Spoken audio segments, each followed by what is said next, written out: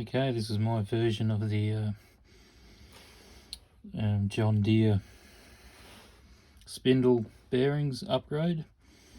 I'm interested in what everyone else has got to say about this, but I've lost count of how many videos I have watched on this subject, so a lot of it's done to death, so I'm not going to repeat or go over what everyone else has just said, but there is varying theories of these bearings and how to lubricate them, and everyone's got their own theory, and I think, to be honest with you, they're just about all correct, all different ways you can do it.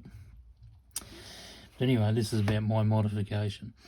So the spindle, this is a brand newie, I've already modified it, but comes standard with a 6203 bearing at top and bottom. I leave the top one 6203, and as you can see my machine marks there, I've actually machined an extra 5.4 millimeters from memory. From memory anyway, it's 5.4 millimeters extra into the housing, the same diameter as the OD there, the housing shaft, and that allows me to install a double row bearing, which is a 5203 bearing, double row, and gives you a lot more capacity as far as load. So that's pretty much, it's about a 30-minute job on a lathe, and the only other thing you need to do is machine this spacer the same amount as you machine that housing. In a really good way, I've done a couple of these now, and a really good way,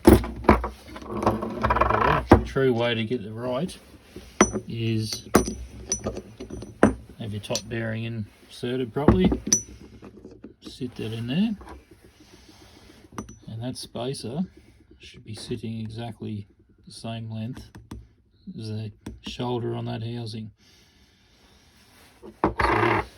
So that way that spacer sits on that inner race, the housing sits on the outer race, and when we do these lock nuts up, we're not putting any undue force on the bearings. And the few I have done like this, I've noticed these spacers are not exactly where they should be, which is interesting, which could explain why some bearings do fail prematurely. So, and the other thing I do is, while it's open like this, I pack that part of the hub there with grease before I assemble it. It just makes it a lot more simpler when you put your grease gun on the grease nipple. It doesn't take as many pumps to fill it, so it just makes life easier for you. This bearing, double row bearing, can take a lot of more radial load, but also can take a thrust load as well, which I think is lacking in the 6203 single row bearings, which are a pretty standard all-purpose bearing, and to be honest with you, they seem to be undersized. Caveat here, I'm not a bearing expert, I'm not a lubrication expert. Actually, my background is electrical, so this is just something I've stumbled across. The 5203 bearing, double row bearings, is exactly the same ID, exactly same OD. It's just 5.4 millimeters deeper. That's all you got to do. There's enough meat on this housing to machine that extra 5.4 millimeters off. Everything goes back to the same position, same specs. Assemble it, pump a little bit of grease through it, and away you go. So this is my theory on it. Like all theories, yet to be proven in practicality, and which time will tell, I guess. But I think I'm onto a bit of a winner. So let me know what you think. It'd be interesting to know. Thank you.